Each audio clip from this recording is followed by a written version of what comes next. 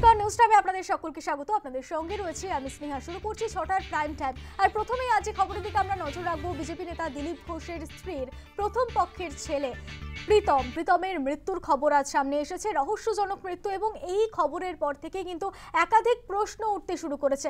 আপনারা জানেন, গত কয়েকদিন আগেই বিজেপি নেতা দিলীপ ঘোষ এবং বিজেপি নেত্রী রিঙ্কু মজুমদার বিয়ে করেছেন, এবং সেই সময় দেখা গিয়েছিল প্রীতম কিন্তু অভিনন্দন জানিয়েছিলেন এবং বিয়েতে উপস্থিত না থাকলেও তিনি বলেছিলেন যে প্রীতম কিন্তু দিলীপ ঘোষকে বাবা হিসেবে মেনে নিচ্ছেন, গ্রহণ করছেন, এমনটাই কিন্তু সংবাদ মাধ্যমের সামনে বারবার বলেছিল প্রীতম। কিন্তু সেই সময় বিয়েতে উপস্থিত ছিল না প্রীতম।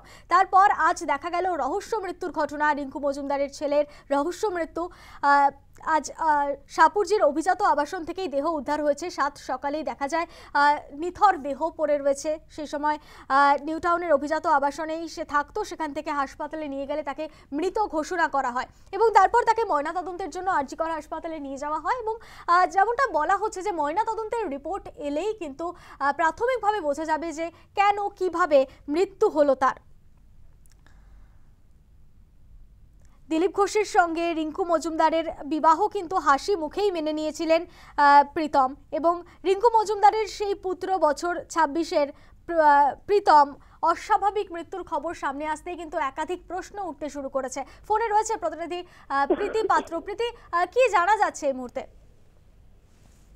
দেখো, এই মুহূর্তে ইতিমধ্যেই তার ময়নাতদন্ত কিন্তু তার সম্পন্ন হয়েছে এবং তার পাশাপাশি তার যে শেষ কাজ সম্পন্ন করার জন্য ইতিমধ্যেই তার দেহ আরজিকর হাসপাতাল থেকে রওনা দিয়েছেন। তবে তার মা অর্থাৎ রিঙ্কু মজুমদার তিনি কিন্তু ইতিমধ্যেই জানিয়েছেন যে গত কয়েকদিন ধরেই কিন্তু তার ছেলের মন যে ভালো নেই সেটা তিনি বুঝতে পেরেছিলেন, এবং কারণ হিসেবে তিনি জানান যে যেহেতু তাকে একা থাকতে হতো সেই বিষয়ে কিন্তু তার ছেলে বারবার মন খারাপ করতো এবং 1.5 বছর আগে তার নার্ভের সমস্যা দেখা গিয়েছিল। তবে বেশ কয়েকদিন ধরে কিন্তু সেই নার্ভের ওষুধও ঠিকঠাক করে খাচ্ছিল না ছিল প্রীতম, এমনটাই কিন্তু রিঙ্কু মজুমদার তিনি জানিয়েছেন। এবং যেটা তিনি আরো জানিয়েছেন, আগামীকাল নয়, সবাই আমি ভুল বললাম, আজ কিন্তু তার দুর্গাপুর যাওয়ার কথা ছিল ঘুরতে, এবং তার জন্য কিন্তু অফিস থেকে আগামও তিনি ছুটি নিয়েছিলেন। এবং গতকাল আমি তোমায় জানিয়ে রাখবো, তার বাড়িতে কিন্তু তার সঙ্গেই তার এক বান্ধবী রাত 10টা নাগাদ তার বাড়িতে আসেন, এবং তারপরেই কিন্তু আজ এবং গতকাল 3টে নাগাদ কিন্তু আরো এক বন্ধু তার বাড়িতে আসেন, এবং গতকাল রাতে তারা পার্টি করেছেন, এমনটা কিন্তু প্রস্তুতি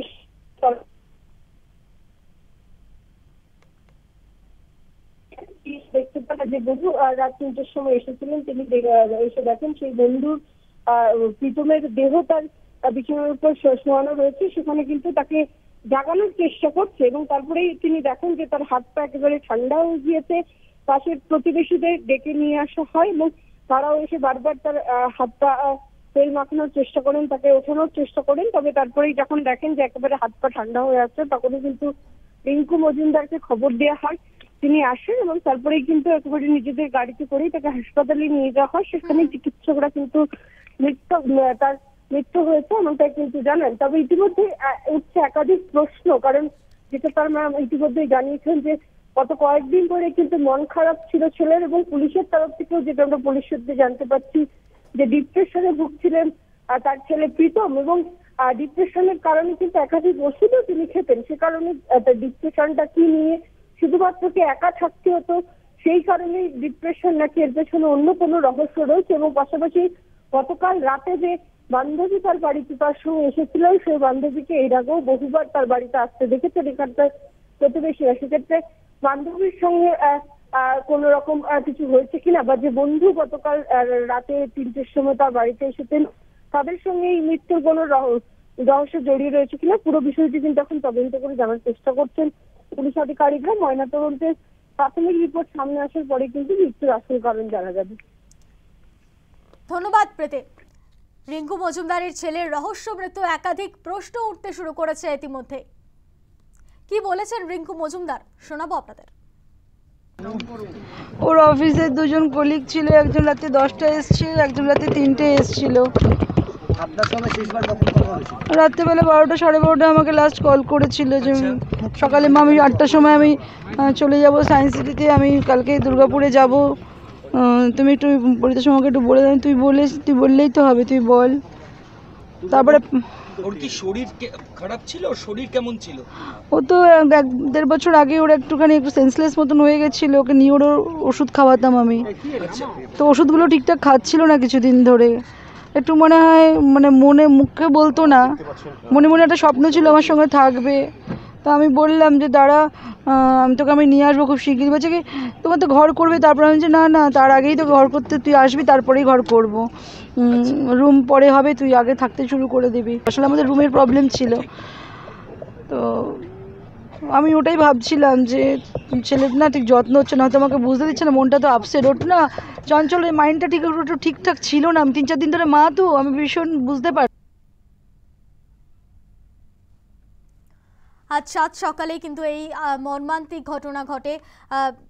শাহপুরজির একটি অভিজাত আবাসনেই রিঙ্কু মজুমদারের ছেলে প্রীতমের নিথর দেহ উদ্ধার হয় সাত সকালেই, এবং তারপর থেকেই কিন্তু একাধিক প্রশ্ন উঠতে শুরু করেছে। কারণ দিলীপ ঘোষের সঙ্গে রিঙ্কু মজুমদারের বিবাহ কিন্তু আমরা দেখেছি, এর আগেই হাসি মুখেই মেনে নিয়েছিলেন প্রীতম, কিন্তু সেই সময় বিয়ের দিন উপস্থিত না থাকলেও কিন্তু তিনি প্রীতম দিলীপ ঘোষকে বাবা হিসেবে গ্রহণ করেছিলেন এবং তিনি বলেছিলেন যে আমি খুশি এতে।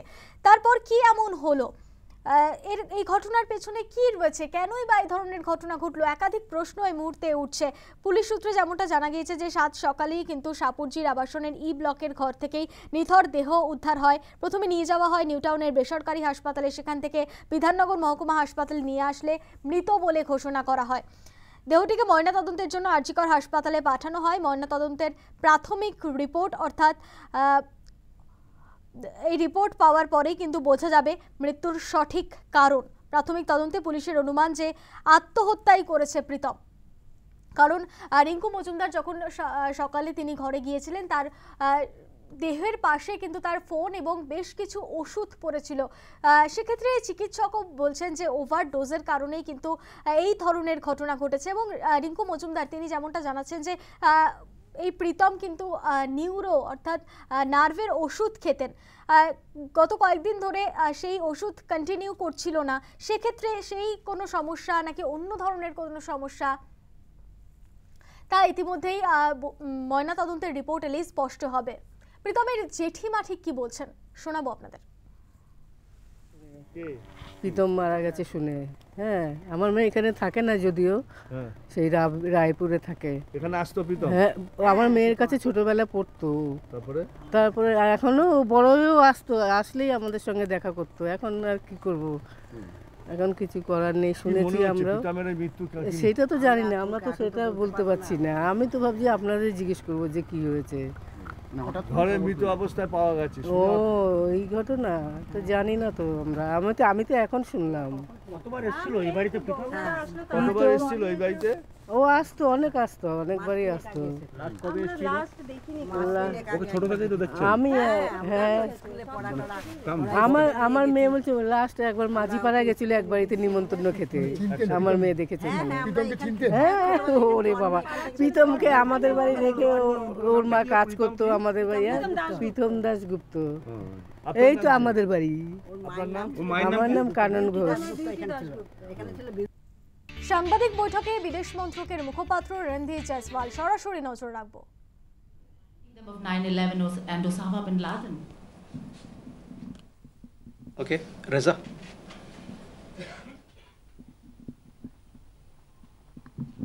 Reza from Hindustan Times. Just a quick question on President Putin's offer for direct talks with Ukraine. Do we have a position on that? Okay. You talked about fight against terrorism. You saw what the UN Security Council came up with a statement. The UN Security Council consists of 5 permanent members and 10 non-permanent members. It came out with a very strong condemnation. The United States partnership with the United States as far as security, defense continues. It will continue to be continue to grow and continue to deepen.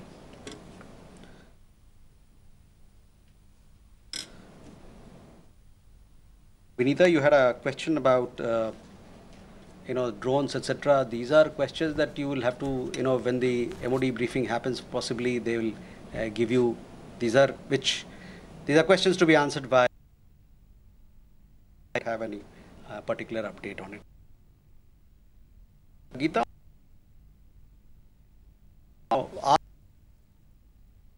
of being hyphenated, quite the reverse is happening, because people are realizing that here is a terrorism and they need to be suitably taken to task. The conversation that we have had with leaders across the world, with countries, they have all stood with India. Across the world, they also realize that has the right to respond, to take action.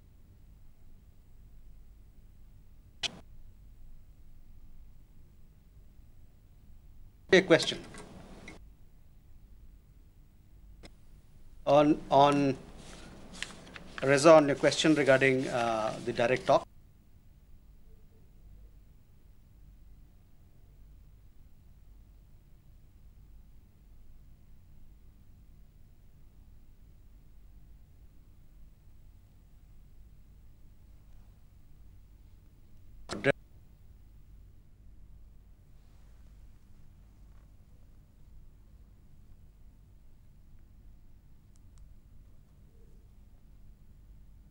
Early and abide. With that, ladies and gentlemen, Jammu Kashmir সংক্রান্ত খবরেই থাকবো, তবে এখন সময় ছোট্ট বিরতির, ফিরছি বিরতির পর, সঙ্গে থাকুন। পাঞ্জাবের আদমপুর এয়ারবেসে প্রধানমন্ত্রী নরেন্দ্র মোদী আজ সকালেই তিনি সেখানে গিয়েছিলেন এবং বায়ুসেনা আধিকারিকদের সঙ্গে তিনি কথা বলেন। তারই পাশাপাশি সেখানকার সেনাদের সঙ্গেও কথা বলেছেন তিনি। সেনাঘাটিতে ভারত মাতা কি জয় স্লোগানে এয়ারবেসে MiG-29 S-400 মোতায়েন, সেনাদের সঙ্গে আলাপচারিতায় মোদী। আদমপুরের বায়ুসেনা ঘাটিতে প্রধানমন্ত্রী নরেন্দ্র মোদী সেখানে গিয়ে বায়ুসেনা আধিকারিকদের সঙ্গে তিনি কথা বলেন। তারই পাশাপাশি সেখানে গিয়ে সেনা জওয়ানদের সঙ্গেও তিনি কথা বলেছেন। পাঞ্জাবের বায়ুসেনা ঘাটিতে প্রধানমন্ত্রী নরেন্দ্র মোদী আজ সকালেই সেখানে যান। তিনি আদমপুরের বায়ুসেনা আধিকারিক ও জওয়ানদের সঙ্গে সেখানে গিয়ে কথা বলেন প্রধানমন্ত্রী নরেন্দ্র মোদী।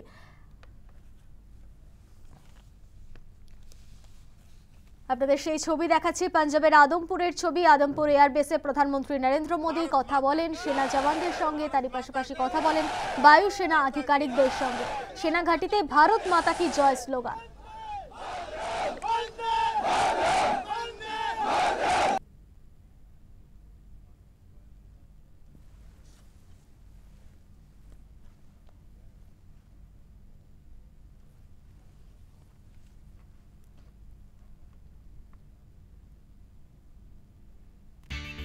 কাশ্মীরে খতম লস্করে তৈবার 3 জঙ্গি। এই খবর নিয়ে ফিরবো, তবে এখন সময় ছোট্ট বিরতির, ফিরছি বিরতির পর। বিজেপি নেতা দিলীপ ঘোষের স্ত্রী রিঙ্কু মজুমদারের প্রথম পক্ষের ছেলে প্রীতমের রহস্য মৃত্যু। ইতিমধ্যেই ময়না তদন্ত হয়েছে তার, এবং তাকে নিয়ে যাওয়া হচ্ছে নিমতলা শ্মশানের ছবি। আপনাদের দেখাচ্ছি নিমতলা শ্মশানের ছবি, সেখানে নিয়ে যাওয়া হয়েছে তাকে। ইতিমধ্যেই সেখানে পৌঁছেছেন দিলীপ ঘোষ। আপনারা জানেন গত কয়েকদিন আগেই দিলীপ ঘোষ এবং রিঙ্কু মজুমদারের বিয়ে হয়েছে, এবং তার কিছুদিনের মাথায় এই ধরনের মর্মান্তিক ঘটনা, একাধিক প্রশ্ন উঠতে শুরু করেছে। এই মুহূর্তে আপনাদের দেখাচ্ছি নিমতলা শ্মশানের ছবি, তাকে নিয়ে যাওয়া হয়েছে সেখানে। ময়না তদন্তের পর তাকে নিমতলা শ্মশানে নিয়ে যাওয়া হয়েছে, এবং সেখানে ইতিমধ্যেই পৌঁছেছেন দিলীপ ঘোষ।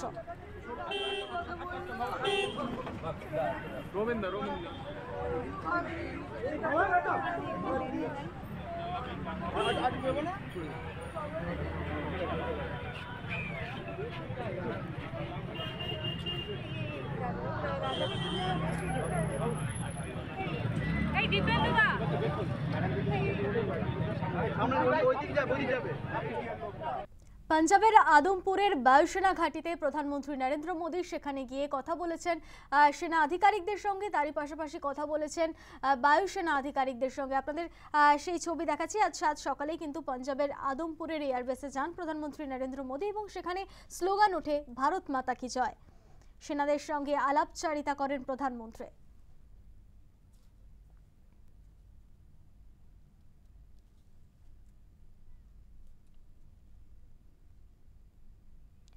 আদমপুরের বায়ুসেনা ঘাটিতে প্রধানমন্ত্রী নরেন্দ্র মোদী। কথা বলেন সেখানে সেনা জওয়ানদের সঙ্গে এবং কথা বলেন বায়ুসেনা আধিকারিকদের সঙ্গেও।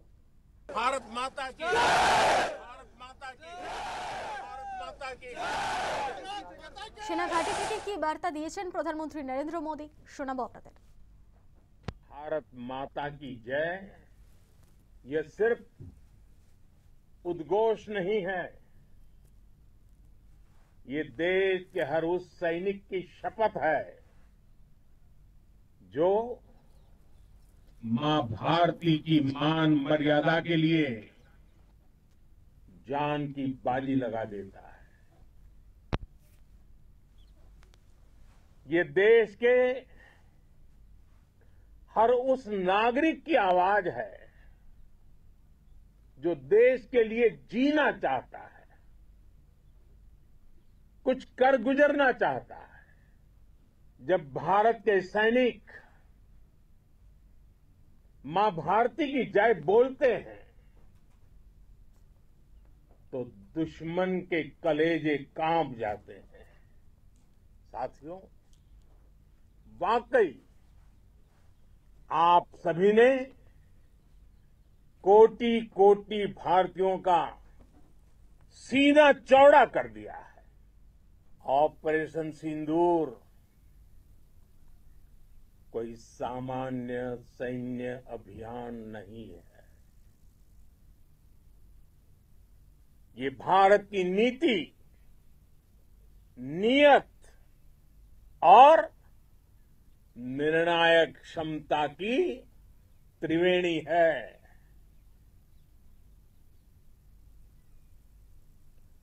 आतंक के आकाओं को अब समझ आ गया है, भारत की ओर नजर उठाने का एक ही अंजाम होगा, तबाही। आपने पाकिस्तानी फौज को भी बता दिया है, पाकिस्तान में ऐसा कोई ठिकाना नहीं है जहां बैठकर आतंकवादी चैन की सांस ले सके। हम घर में घुसकर मारेंगे और हमारे ड्रोन्स, हमारी मिसाइलें, उनके बारे में तो सोचकर पाकिस्तान को कई दिन तक नींद नहीं आएगी। कोई भी न्यूक्लियर ब्लैकमेल भारत नहीं सहेगा।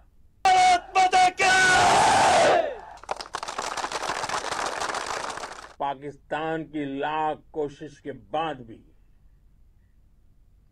हमारे एयरबेस हो या फिर हमारे दूसरे डिफेंस इंफ्रास्ट्रक्चर, इन पर आंच तक नहीं आई और इसका श्रेय आप सभी को जाता है और मुझे गर्व है आप सब पर।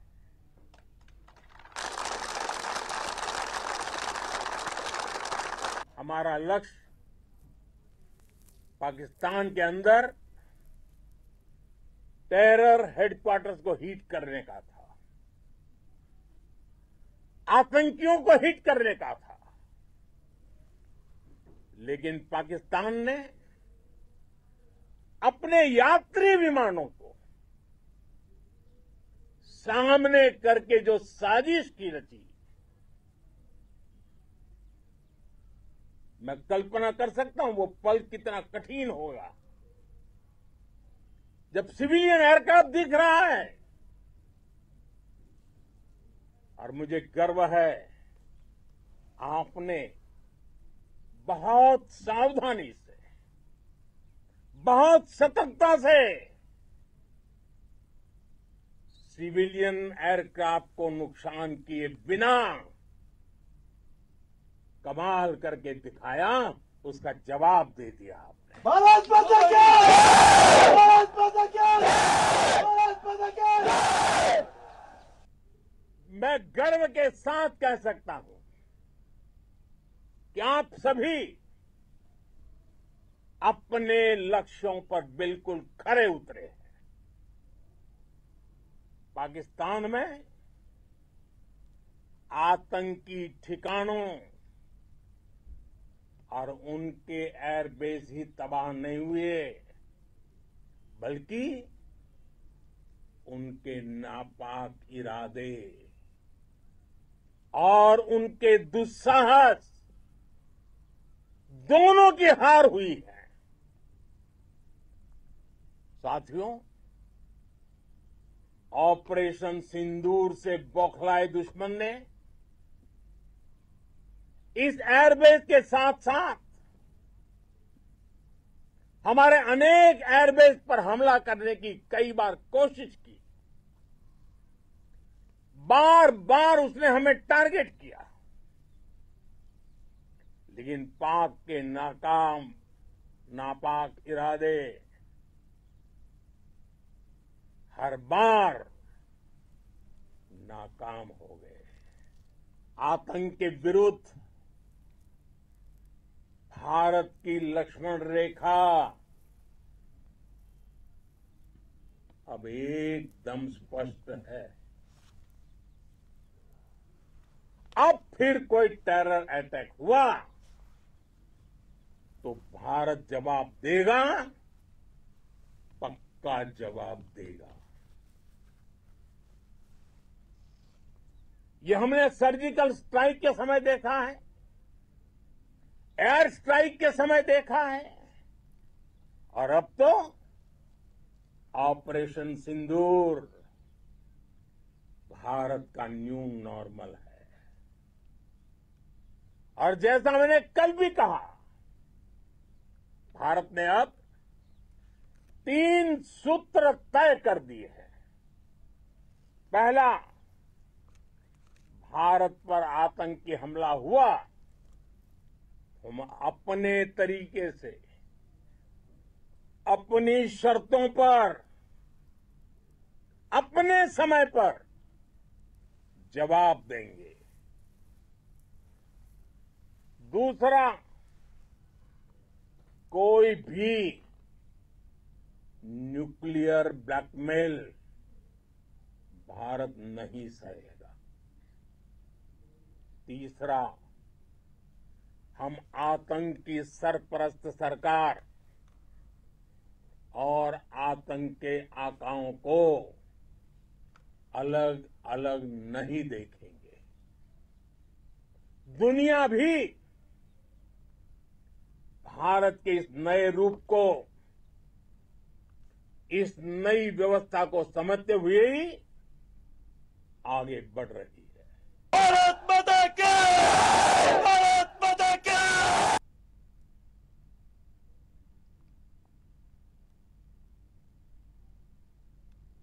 ধীরে ধীরে স্বাভাবিক হচ্ছে জম্মু কাশ্মীর, কিন্তু আতঙ্ক কি কাটছে স্থানীয় বাসিন্দাদের? কি বলছেন তারা? এই খবর নিয়ে ফিরবো, তবে এখন সময় বিরতির। ফিরছি বিরতির পর। ধীরে ধীরে স্বাভাবিক ছন্দে ফিরছে জম্মু ও কাশ্মীর, খুলছে স্কুল, কলেজ, দোকানপাট, কিন্তু আতঙ্ক কি কাটছে সেখানকার বাসিন্দাদের? তা নিয়ে প্রশ্ন থেকেই যাচ্ছে। কি বলছেন সেখানকার বাসিন্দারা, শোনাবো আপনাদের। ये एक बैंकर है जिसके पास हमें ये अभी भी हमें इतबार नहीं है कि पाकिस्तान कब हमारे ऊपर शूट करेगा। हम इसी बैंकर में रह रहे हैं, सब कुछ हमारे कम से कम 13-14 जो घर वाले हैं वो यहाँ ही रहते हैं। तो मैं सरकार से गुजारिश करता हूँ कि हमारे इलाके में बंकर दिए जाए कि लोग सोहलत से रह जाएं। हमें अभी लोग कहते भी हैं, न्यूज़ भी सुनते हैं कि सीज़ फायर हो गया, मगर हमें यकीन नहीं है कि सीज़ फायर हुआ या नहीं है, क्योंकि बैंकर की यहाँ बहुत कमी है। सर, सरकार से हम यही कहते हैं कि हमें भी बैंकर दें। जो अगर सरकार ने ऐसे हालात थे तो हमें हमारा बंदोबस्त करना था, बैंकरों का बंदोबस्त करना था कि हम ही रात अच्छे से सांस ले पाएँ। तो इधर एक बैंकर है, इसमें कम से कम 120-25-30 आदमी रहते हैं। तो गर्मी है इधर बहुत, कहाँ निके निके छोटे बच्चे हैं हमारे, वो कहाँ जाएंगे? बहुत हमारे साथ बहुत डर है। हमारा जो जीना है ना, हमारा तो बहुत डर है भाई। अब ऊपर से जो फायरिंग आती है तो हम कहाँ जाएं? एक बैंकर में कहाँ जाएं? 150 आदमी कहाँ जाएगा? वो मेरे को क्या करें, हमारे को भरोसा नहीं है भाई। हमारे को कोई भरोसा नहीं है।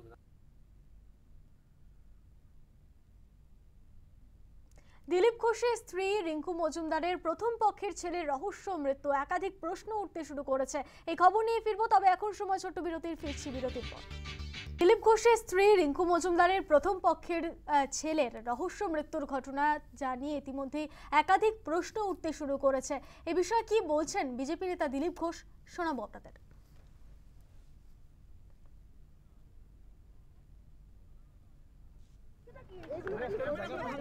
কল্পনাও করতে পারছি না, আর আমি তো কিছু বুঝতেই পারিনি এখনো কি হলো। ওর মা সকালে রান্না করছিল, একটা ফোন এলো, তারপরে দৌড়ে চলে গেছে এই অবস্থায়।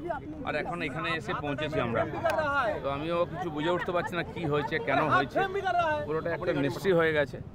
তো যাই হোক, পোস্টমর্টম হবে, রিপোর্ট আসবে, জানা যাবে কি হয়েছে, কেন হলো, এরকম একটা জলজান্ত ছেলে কীভাবে চলে গেল আমাদের ছেড়ে। এর কোনো বলারও কিছু নেই। আর বিশেষ করে ওর মা, যার সব কিছু ছিল, ছেলে সে চলে গেল। এত কষ্ট করে তাকে মানুষ করেছে, সর্বগুণ সম্পন্ন ছেলে, পড়াশোনায় ভালো, দেখতে শুনতে কথাবার্তা, বা কখনো আমিও সন্দেহ করিনি এরকম হতে পারে। তো যাই হোক, মানে এর তো কোনো ক্ষতিপূরণও হয় না, এর কোনো বর্ণনাও হয় না। আগের থেকে আমার সঙ্গে ছেলের পরিচয় ছিল, তাকে খেলা দেখাতে নিয়ে গেছি, খুবই ভালোবাসতো। আমার একটা তার প্রতি মোহ এসে গেছিল। দুর্ভাগ্য আমার যে মানে পুত্র সুখ হয়নি, পুত্র শোক হলো। কল্পনা করিনি কোনোদিন আমি।